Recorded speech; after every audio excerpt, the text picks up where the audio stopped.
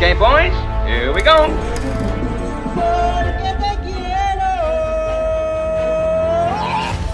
Halo guys, balik lagi di Celengan Film. Kali ini Mimin mau menceritakan sebuah alur film yang berjudul If I Were You. Film ini menceritakan tentang seorang DJ bernama Sanmin yang tertukar jiwanya dengan seorang perempuan bernama Xiao Ai. Jiwa mereka tidak sengaja tertukar setelah petir menyambar mereka di malam itu. Mereka berdua bingung memikirkan cara untuk kembali ke tubuh masing-masing. Karena semenjak tertukar banyak sekali kekacauan dalam hidup mereka masing-masing. Kira-kira apa penyebab jiwa mereka tertukar dan bagaimana mereka bisa kembali seperti semula? Mari langsung saja kita tonton kisahnya. Di awal film, kita diperkenalkan dengan Sanmin yang merupakan seorang DJ dan penyiar dalam sebuah program radio. Akan tetapi dia hanyalah DJ pengganti, karena ia gagap dan tidak bisa siaran dengan baik. 强度将会到达9级，不过这种事大家听过就算了。 Namun ia tetap bercita-cita ingin menjadi DJ profesional, meskipun sekarang posisinya hanyalah seorang editor. Ia memiliki teman yang biasa dipanggil si gendut, yang merupakan rekan di tempat kerjanya. Mereka selalu menghabiskan waktu bersama. Jika si gendut tidak bisa siaran, maka Sanmin yang akan menggantikannya. Sanmin juga memiliki hobi yang buruk. Ia suka mengganggu orang dan menggoda gadis-gadis cantik. 你们也看到了，这就是我另一个嗜好。我这个人有点花。 Kemudian kita diceritakan dengan latar belakang Xiao Ai. Ia merupakan seorang cewek cantik yang menerima kencan online dari internet. Ia tumbuh di panti asuhan dan hidup dalam kesepian. Namun setelah bertemu dengan Sanmin, hidupnya berubah menjadi lebih buruk.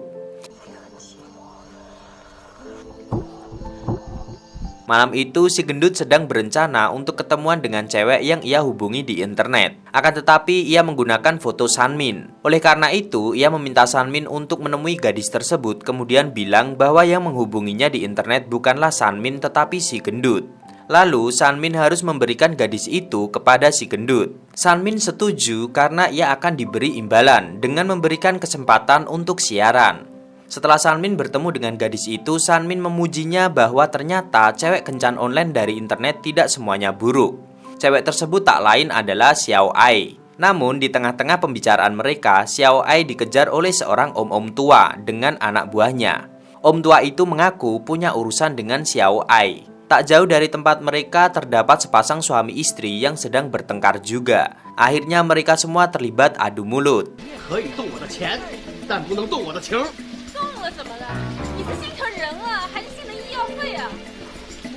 Tak jauh dari tempat suami istri tersebut terdapat seorang kakek-kakek yang memperhatikan mereka berdua. Ia memiliki sebuah payung kesayangan. Payung tersebut adalah hasil dari penemuannya yang akan diuji coba. Payung itu memiliki fungsi dapat membuat dua orang kekasih yang sedang bertengkar menjadi saling menyayangi. Kakek tersebut akan mengujinya pada suami istri yang sedang bertengkar tersebut. Akan tetapi, sang istri dari pasangan yang sedang diamati oleh kakek itu marah dan lari. Suaminya berusaha mengejarnya. Melihat target uji cobanya lari, kakek itu mengejarnya. Kakek itu menabrak Sanmin yang juga sedang cekcok dengan orang yang mengganggu Xiao Ai. Akhirnya, Sanmin memukul para pengganggu itu dengan payung si kakek. Sanmin tanpa sengaja membuka payung tersebut. Tiba-tiba saja ada petir yang menyambar payung dan akhirnya jiwa Sanmin dan Xiao Ai tertukar.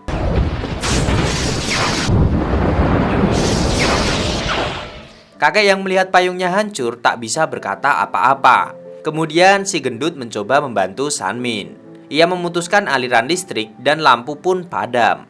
Ia menyuruh Sanmin yang sedang dikeroyok pengganggu itu untuk segera melarikan diri. Sanmin pun segera keluar. Ketika keluar dari kafe, Sanmin merasa ada yang aneh dengan dirinya.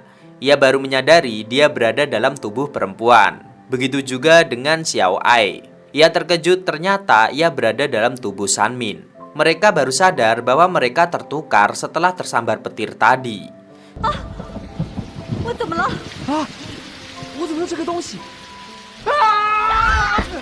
Semenjak saat itu, hari-hari mereka menjadi sangat buruk.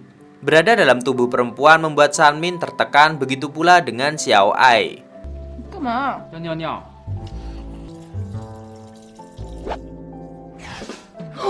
Mereka akhirnya memiliki sebuah ide untuk naik ke ketinggian dan menunggu petir menyambar mereka. Namun hal itu tidak berhasil karena petir tak kunjung datang. Kemudian mereka mendatangi seorang dokter dan menceritakan masalah mereka. Dokter mendengarkan dengan seksama. Kemudian saat meminta mereka jalan keluar, dokter tersebut malah menghubungi rumah sakit jiwa. Banyak hal yang sudah mereka upayakan tetapi semua tidak ada yang berhasil. Malam itu si gendut menghubungi Sanmin untuk menggantikannya siaran karena ia sedang flu. Xiao Ai yang tidak tahu apa-apa langsung mengiyakan permintaan si gendut. Sanmin memarahi Xiao Ai mengapa mau menuruti permintaan si gendut. Padahal masalah jiwa mereka yang tertukar belum terselesaikan. Xiao Ai juga balik memarahi Sanmin, bukankah ia sendiri yang memintanya untuk hanya mengatakan iya dengan apapun yang dikatakan oleh si gendut. Akhirnya Xiao Ai meminta Sanmin untuk mengajarinya bagaimana menjadi penyiar. Sanmin mengira itu adalah ide yang kurang bagus, karena menjadi penyiar seperti yang dia lakukan tiap hari tidak semudah seperti berbelanja layaknya yang dilakukan oleh para wanita. Namun karena tidak ada pilihan lain, Sanmin setuju untuk melatih Xiao Ai. Ternyata Xiao Ai melakukan tugasnya dengan baik, bahkan ia melampaui kemampuan Sanmin dalam menyiar. Jika Sanmin yang sesungguhnya gagap, tidak dengan Xiao Ai yang sangat lancar. Sanmin pun mengakui bahwa Xiao Ai bisa lebih baik dari dirinya. Pada pagi harinya, Sanmin sedang bertengkar dengan Xiao Ai. Ibu Sanmin tiba-tiba memergoki mereka. Ibu berpikir bahwa Xiao Ai adalah pacar putranya.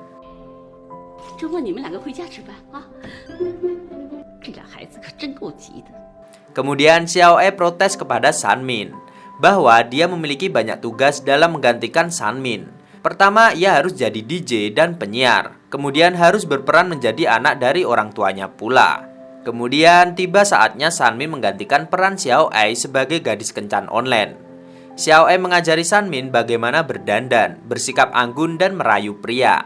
Sanmin ingin muntah membayangkan dirinya lemah gemulai seperti perempuan. Belum lagi harus menggoda sesama pria.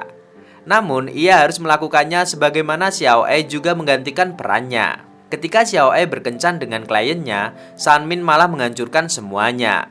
Ia memarahi klien Xiao Ai dan membuatnya pergi.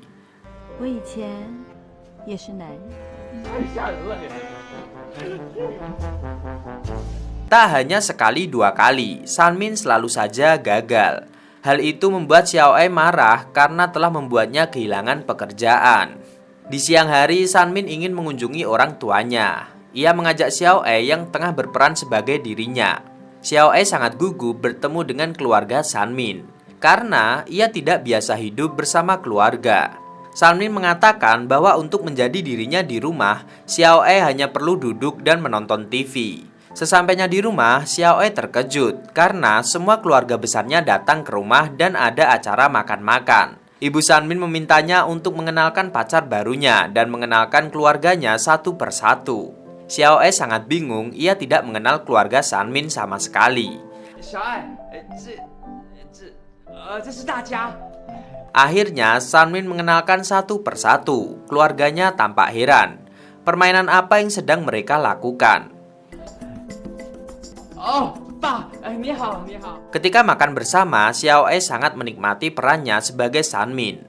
Ia merasa memiliki keluarga yang utuh. Apalagi sajian lotus kentan buatan ibu Sanmin sangatlah lezat. Ia juga mengajak seluruh keluarga untuk foto bersama. Sanmin sangat kesal dengan ulah Xiao Ai yang sudah bertingkah sesuka hatinya. Tapi Xiao Ai tidak peduli. Ia ingin selalu menjadi anak dari ibu Sanmin. Hari-hari mereka lalui dengan jiwa yang tertukar. Sanmin masih mencari cara untuk mengembalikannya. Ia membuat suatu percobaan dengan boneka Xiao Ai yang dialiri listrik. Ia kira akan berhasil, tetapi ternyata ia malah kesetrum dan mimisan. Tubuh Xiao Ai memang sering mengalami mimisan. Oleh karenanya, Xiao Ai meminta Sanmin untuk menjaga dan melindungi tubuh satu sama lain. Ia melarang juga Sanmin untuk merokok. Kemudian mereka saling bercerita. Sanmin menceritakan dirinya yang gagap namun tetap bercita-cita menjadi DJ dan penyiar. Ia mengaku pernah mengalami trauma ketika pertama kali menyiarkan. Trauma itu masih terjadi hingga sekarang dan membuatnya gagap ketika mengucapkan apapun selama menyiarkan. Kemudian Xiao E mengajarkan Sanmin cara mengatasi kegagapannya itu. Sanmin terus berlatih dibantu dengan Xiao E.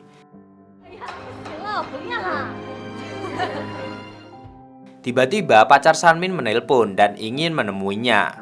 Sanmin bingung bagaimana ia akan mengatasi pacarnya yang ternyata kini sudah berada di depan pintu kamar Sanmin. Sanmin bersembunyi dan menyuruh Xiao E menemuinya. Melihat ada perempuan lain di kamar Sanmin, pacarnya marah dan meninggalkan Sanmin. Sanmin berusaha mengejarnya, tetapi tiba-tiba ada kakek pemilik payung muncul dari lemari Sanmin. Mereka menginterogasi kakek itu, apa yang dilakukannya di kamar Sanmin.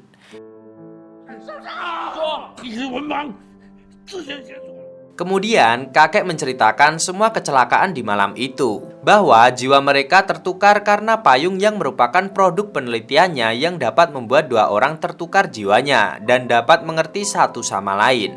Dengan begitu tidak ada lagi kesalahpahaman antara sepasang kekasih. Kakek itu melakukannya karena ia selalu gagal dalam percintaan. Ia telah menikah berkali-kali namun selalu bercerai. Mendengar penjelasan kakek itu, Sanmin langsung emosi dan berniat memukul kakek itu. Xiao E langsung mencegah Sanmin. Ia kemudian bertanya bagaimana caranya agar mereka bisa kembali seperti semula. Lalu kakek itu menjawab bahwa mereka harus saling mencintai agar jiwa mereka dapat kembali. Keesokan harinya, Sanmin dan Xiao E mencoba agar jatuh cinta satu sama lain. Karena mereka tidak memiliki pilihan apapun selain seperti yang disarankan oleh kakek itu. Berbagai upaya telah mereka lakukan. Namun mereka tidak dapat mencintai satu sama lain. Hingga akhirnya Xiao E mengatakan bahwa mereka tidak akan saling mencintai sebelum mereka berhubungan badan. Sanmin marah dengan ide konyol Xiao E. Lalu Xiao E mengatakan bukankah itu yang selama ini dia lakukan kepada gadis-gadis di luar sana? Ia selalu mempermainkan perasaan perempuan. Bagaimana sekarang jika ia di posisi mereka yang tidak memiliki kekuatan dan selalu tertindas? Sanmin marah dengan apa yang diucapkan Xiao E. Keesokan harinya, Sanmin meminta maaf kepada Xiao E dan mengatakan bahwa mungkin mereka tidak akan pernah bisa bertukar kembali. Sanmin meminta agar Xiao E nantinya dapat hidup sebagai dirinya. Sanmin kemudian memberikan KTP, sertifikat rumah yang ia miliki, dan kunci rumah orang tuanya. Sanmin berencana akan bunuh diri karena tidak ada artinya lagi dia hidup. Sanmin pergi ke ujung gedung dan akan melompat dari ketinggian. Lalu, Xiao E menahannya. Ia mengatakan jika ia mati maka ia bukan bunuh diri tapi membunuh Xiao E. Lalu Sanmin mengatakan bahwa bukankah ia memang sudah menderita penyakit kanker? Bukankah itu menguntungkan baginya bahwa Sanmin menggantikannya mati terlebih dahulu, sedangkan ia masih hidup lebih lama dengan tubuh Sanmin? Akhirnya Sanmin tidak jadi bunuh diri. Keesokan harinya, Xiao E mengatakan kepada Sanmin bahwa mereka sudah melalui semua ini, namun tidak dapat saling mencintai. Lalu, ia berpendapat bahwa mungkin mereka harus membenci satu sama lain agar kemudian tumbuh cinta. Karena tidak ada cinta jika tidak ada benci. Kemudian Xiao E mulai berulah. Ia mengejek Sanmin, seorang yang gagap malah bercita-cita menjadi DJ dan penyiar. Dia memasang begitu banyak speaker di kamarnya namun tidak mengurangi gagapnya sedikit pun.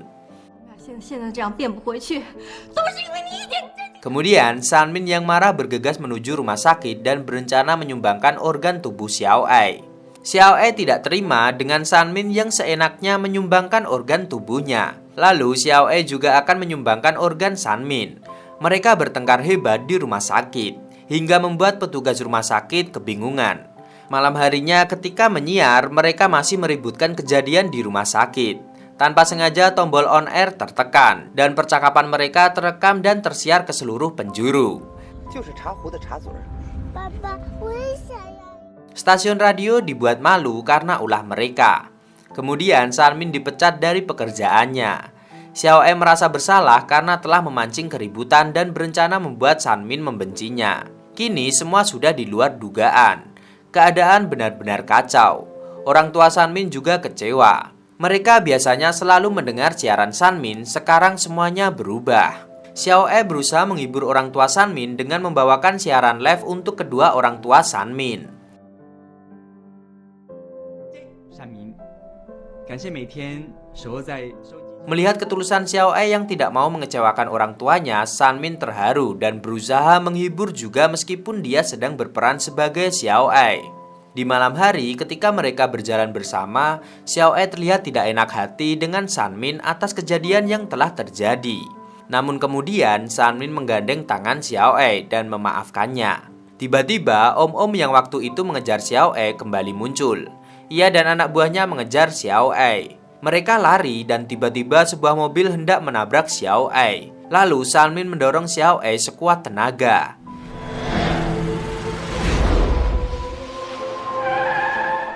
Sanmin merasakan hal aneh.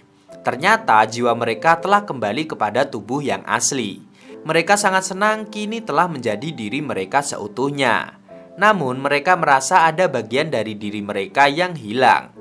Xiao Ai masih ingin menjadi Sanmin, ingin menjadi teman si gendut, ingin makan masakan ibu, dan ingin menjadi anak dari orang tua Sanmin. Di sore hari, pimpinan perusahaan tempat Sanmin bekerja memintanya untuk datang. Dan serta membawa juga pacarnya, yaitu Xiao Ai. Mereka viral karena kasus penyumbangan organ yang dikira sebagai sebuah tanda pembuktian cinta. Si gendut juga mengundang Sanmin di acaranya sebagai bintang tamu.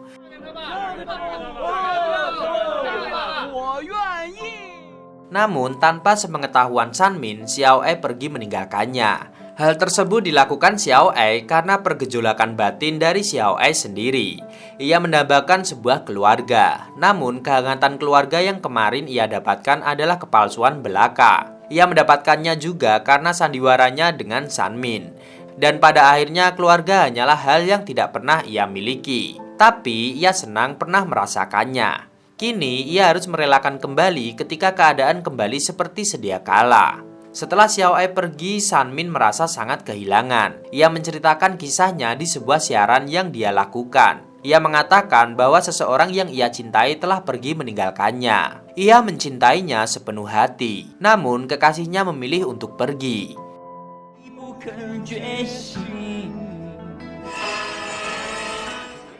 Sanmin meminta para pendengar untuk membesarkan volume radio masing-masing dengan harapan orang yang ia cintai dapat mendengarnya. Serentak para pendengar melakukan apa yang dikatakan oleh Sanmin dan menyanyikan lagu yang diputarkan oleh Sanmin karena hanyut dalam cerita yang disampaikan olehnya. Ternyata Xiao Ai di sana juga tidak bahagia setelah meninggalkan Sanmin. Ia meratapi perpisahan mereka, namun ia juga tidak bisa kembali kepada Sanmin. Di akhir cerita kita diperlihatkan Sanmin yang bertemu dengan Xiao Ai. Dan Sanmin mengatakan bahwa jika aku adalah kamu, maka aku akan mencintaimu seperti aku mencintai diriku sendiri. Pak Camat makan tomat dan film pun tamat.